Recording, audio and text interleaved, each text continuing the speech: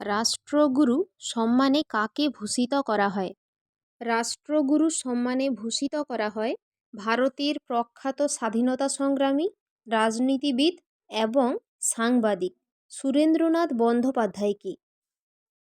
ভারতের উচ্চতম বাঁধের নাম কি?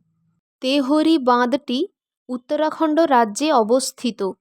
এটি ভারতের সর্বোচ্চ বাঁধ। ভারতের সুপ্রিম কোর্ট কবে প্রতিষ্ঠিত হয়? 26শে জানুয়ারি 1950 খ্রিস্টাব্দে। মানব শরীরে পাঁজরের হাড়ের সংখ্যা কত? 12 জোড়া। কলকাতা কর্পোরেশন কবে কার প্রচেষ্টায় গঠিত হয়? 1876 খ্রিস্টাব্দে সুরেন্দ্রনাথ বন্দ্যোপাধ্যায়ের প্রচেষ্টায়। কাকে লোদি সাম্রাজ্যের আকবর বলা হয়? বহলুল লোদিকে। পানিপথের প্রথম যুদ্ধ কবে কাদের মধ্যে সংগঠিত হয়েছিল? 1526 খ্রিস্টাব্দে 20 এপ্রিল পানিপথের প্রথম যুদ্ধ ইব্রাহিম লোদি ও বাবরের মধ্যে হয়েছিল। কোন সভ্যতার আমলে ব্রোঞ্জ যুগের সন্ধান পাওয়া গিয়েছে? হরপ্পা সভ্যতা আমলে। কোন বেদে গায়ত্রী মন্ত্র বর্ণিত আছে? ঋগ্বেদে। সরস্বতী নদীর কথা কোন বেদে উল্লেখ আছে? ঋগ্বেদে। সামবেদে সাম শব্দটি কোন শব্দ থেকে এসেছে? সামন শব্দ থেকে। সামন শব্দের অর্থ কী? সামন শব্দের অর্থ সুর বা সঙ্গীত। কোন বেদে বলি প্রথার নিয়মাবলী বর্ণিত আছে? যজুর্বেদে। কোন বেদে জাদুবিদ্যা এবং মানুষের ব্যক্তিগত সমস্যার কথা বলা হয়েছে? অথর্ববেদে। উপনিষদ কথার অর্থ কী? কারো কাছে বসা। মহাভারত কে লেখেন? ব্যাসদেব। শাক্যমুনি বা তথাগত নামে কে পরিচিত? বুদ্ধদেব। বুদ্ধদেবের রথের সারথির নাম কি? চন্ন। বুদ্ধদেবের প্রিয় ঘোড়ার নাম কি? কণ্টক। বৌদ্ধের জীবনী নিয়ে বুদ্ধচরিত লেখেন কে? অশ্ব ঘোষ। জৈন ধর্মের প্রতিষ্ঠাতা কে? ঋষভনাথ। চন্দ্রগুপ্ত কোন ধর্ম গ্রহণ করেছিলেন? জৈন ধর্ম। চন্দ্রগুপ্ত কী নামে পরিচিত? কৌটিল্য বা বিষ্ণুগুপ্ত নামে পরিচিত। ভারতে মুসলিম সাম্রাজ্যের প্রকৃত প্রতিষ্ঠাতা কে ছিলেন? মুইজুদ্দিন মুহাম্মদ বা মুহাম্মদ ঘোরী। প্রথম তরাইনের যুদ্ধ কত সালে কার মধ্যে হয়েছিল? 1191 খ্রিস্টাব্দে মুহাম্মদ ঘোরী এবং পৃথ্বীরাজের মধ্যে হয়েছিল। ঘোরীর অন্যতম সৈন্যদক্ষ কে ছিলেন? ইখতিয়ার উদ্দিন মুহাম্মদ বিন বখতিয়ার খলজি। পৃথ্বীরাজের সভাকবি কে ছিলেন? চাঁদ বরদাই।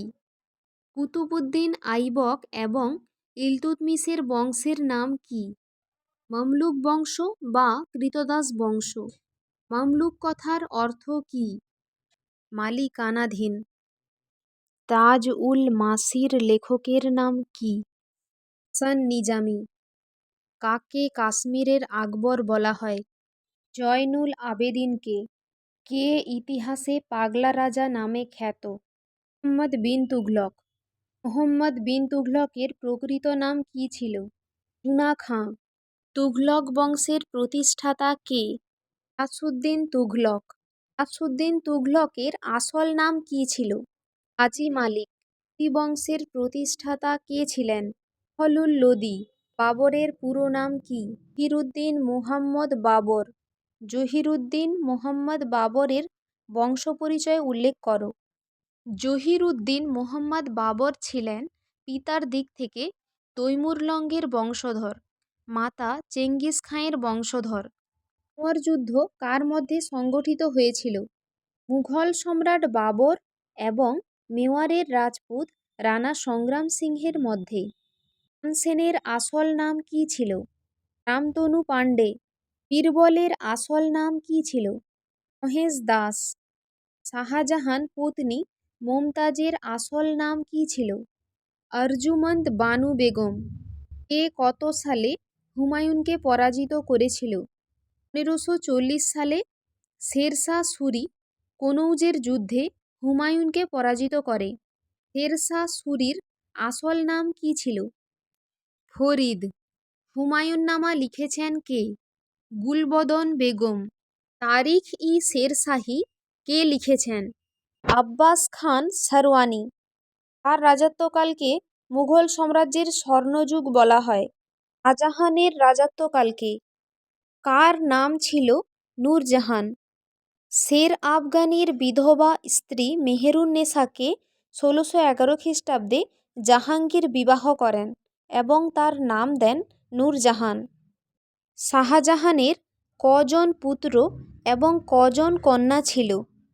4 জন ছেলে, দারা শিকো, শাহ সুজা, ঔরঙ্গজেব ও মুরাদ বখশ, এবং 3 জন কন্যা ছিল, জাহানারা, রোশনারা এবং গোহরারা। বেলজিয়ামের রাজধানীর নাম কি? ব্রাসেলস। পদ্মাবত কে রচনা করেন? মালিক মুহম্মদ জয়সির। স্যার টমাস রো কার রাজত্বকালে ভারতে এসেছিলেন? মুঘল সম্রাট জাহাঙ্গীরের রাজত্বকালে। তাজমহলের কারিগরি ও নকশা তৈরির প্রধান দায়িত্ব ছিল কার হাতে? ঈসা খাঁর হাতে। ভারতের প্রথম মহিলা নেভি পাইলটের নাম কি? ভারতের প্রথম মহিলা নেভি পাইলট হলেন সাব লেফটেন্যান্ট শিবাঙ্গী। কায়া শব্দের সমার্থক শব্দ কি? কায়া শব্দের সমার্থক শব্দ দেহ, শরীর, রূপ। কুয়াত-উল ইসলাম মসজিদ কে নির্মাণ করেন? কুতুব উদ্দিন আইবক। আড়াই দিন কা ঝোপড়া মসজিদ কে নির্মাণ করেন?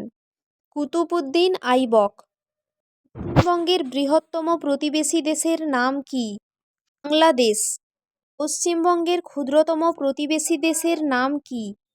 নেপাল। পশ্চিমবঙ্গের ক্ষুদ্রতম প্রতিবেশী রাজ্যের নাম কি? সিকিম। বাংলাদেশের বৃহত্তম প্রতিবেশী রাজ্যের নাম কি? ওড়িশা। পশ্চিমবঙ্গের সঙ্গে কয়টি দেশের সীমানা যুক্ত? বাংলাদেশ, নেপাল, ভুটান। পৃথিবীর বৃহত্তম বনভূমির নাম কি? Amazon rain forest. মুদ্রা সংক্রান্ত বিদ্যাকে কি বলা হয়? মুদ্রা সংক্রান্ত বিদ্যাকে মুদ্রাবিদ্যা বা ইংরেজিতে নিউমিসম্যাটিক্স বলা হয়। রেশম পোকার চাষবিদ্যাকে কি বলা হয়? সেরিকালচার।